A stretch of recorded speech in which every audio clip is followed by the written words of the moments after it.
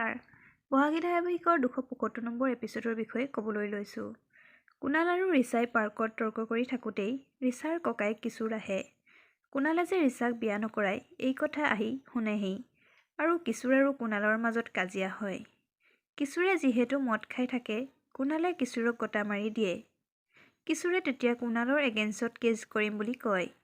কুণালে তেতিয়া কোটি টকাৰ মানহানি কেছ কৰিম বুলি কিশোৰক ভয় দেখুৱায়। আৰু কুণালে যে ৰিচাক কোনোদিন বিয়া কৰাম বুলি কোৱা নাছিল, এই কথা জনাই পাৰ্কৰ পৰা গুচি যায়। তেতিয়া কিশোৰে ৰিচাক ঘৰত এইবোৰ কথা গম পায়নে সোধে।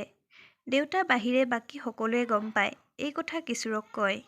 আনফালে নিখিলৰ বিৰুদ্ধে কেছ খেলিম বুলি বহাগীৰ ভনীয়েকেও সন্মতি আছে বুলি কয় আৰু দেউতাকে কেছটো ৰিঅপেন কৰিবলৈ কয়। অন্যহাতে সুশীলৰ মাকে পৰীৰ দেউতাকক বাৰে বাৰে ফোন কৰি মতাৰ পাছতো নহাৰ বাবে পৰীৰ দেউতাকৰ ওপৰত সন্দেহ উপজে।